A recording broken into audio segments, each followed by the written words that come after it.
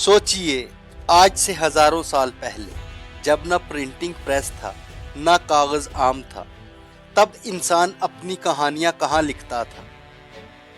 کیا دنیا کی سب سے پہلی کتاب کوئی مذہبی کتاب تھی، یا کسی بادشاہ کی داستان، یا پھر کوئی ایسی کہانی جو انسان کی پہلی سوچ کو بیان کرتی ہو؟ آج ہم اسرار ماضی میں اس راز سے پردہ اٹھائیں گے جو تاریخ کی سب سے پرانی کتاب سے جڑا ہوا ہے۔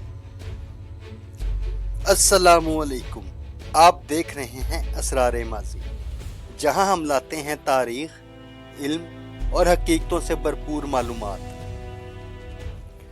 انسان نے جب بولنا سیکھا تو اپنی باتیں یاد رکھنے کے لیے کہانیاں بنائیں، اور جب لکھنا سیکھا تو ان کہانیوں کو ہمیشہ کے لیے محفوظ کر دیا۔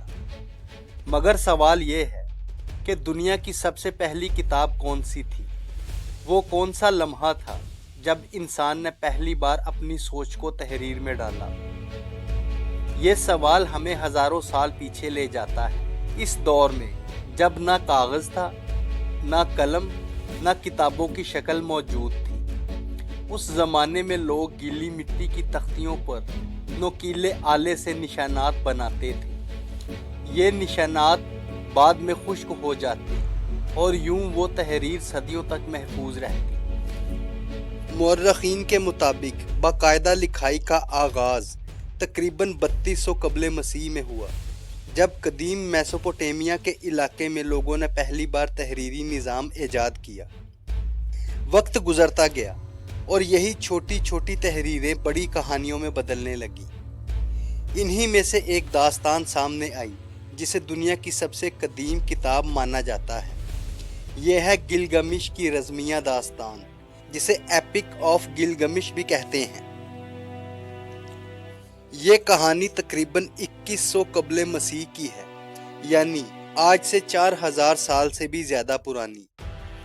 دلچسپ بات یہ ہے کہ یہ کسی ایک شخص نے ایک وقت میں نہیں لکھی، بلکہ یہ کہانی مختلف ادوار میں لکھی جاتی رہی۔ ابتدا میں یہ الگ الگ تختیوں پر لکھی گئی، پھر بعد میں انہیں جمع کر کے ایک مکمل داستان کی شکل دی گئی۔ مورخین کے مطابق اس داستان کو مرتب کرنے میں قدیم شہر نینوا کی لائبریری کا بڑا کردار تھا، جو آشوری بادشاہ آشور بنی پال کے دور میں قائم ہوئی۔ اسی لائبریری سے مٹی کی کئی تختیاں دریافت ہوئیں جن پر گلگمش کی داستان درج تھی۔ گلگمش کون تھا؟ تاریخی ریکارڈ کے مطابق گلگمش قدیم شہر اوروپ کا بادشاہ تھا۔ کہا جاتا ہے کہ وہ بے حد طاقتور تھا، لیکن اپنی طاقت کی وجہ سے مغرور بھی ہو گیا تھا۔ لوگوں نے اس کی شکایت کی تو دیوتاؤں نے اس کے مقابلے کے لیے ایک اور طاقتور انسان پیدا کیا جس کا نام انکیدو تھا۔ دونوں کے درمیان شدید لڑائی ہوئی، مگر یہ لڑائی جلد ہی دوستی میں بدل گئی۔ اس کے بعد دونوں نے مل کر خطرناک مہمات کا آغاز کیا۔ دیو ہیکل مخلوق سے لڑے، جنگلوں کی کھوج لگائی اور نئی سرزمینوں تک پہنچے۔ یہ داستان دراصل انسان کی پہلی ہیرو کہانی سمجھی جاتی ہے۔ اس کتاب میں ایک اور حیران کن واقعہ بیان کیا گیا ہے جو ایک عظیم سیلاب سے متعلق ہے۔ کہانی کے مطابق دیوتاؤں نے انسانوں کو ختم کرنے کا فیصلہ کیا اور ایک بڑے سیلاب کی تیاری کی، مگر ایک نیک انسان کو پہلے سے خبردار کیا گیا، جس نے ایک بڑی کشتی بنائی اور اپنے خاندان اور جانوروں کو اس میں سوار کر لیا۔ سیلاب آیا، زمین ڈوب گئی، مگر وہ کشتی بچ گئی۔ حیرت کی بات یہ ہے کہ اسی طرح کی کہانی بعد میں کئی تہذیبوں میں بھی ملتی ہے۔ یہی وجہ ہے کہ کچھ مورخین کا خیال ہے کہ شاید یہ کوئی قدیم حقیقی واقعہ تھا جو مختلف تہذیبوں میں مختلف انداز سے محفوظ رہا۔ یہ داستان صرف ایک بادشاہ کی کہانی نہیں، بلکہ انسان کی ابتدائی سوچ کو بھی ظاہر کرتی ہے۔ گلگمش اپنے دوست کی موت کے بعد ہمیشہ زندہ رہنے کا راز تلاش کرنے نکلتا ہے۔ وہ پہاڑوں سے گزرتا ہے، سمندروں کو پار کرتا ہے اور ایسے انسان کی تلاش کرتا ہے جو ہمیشہ زندہ رہا ہو۔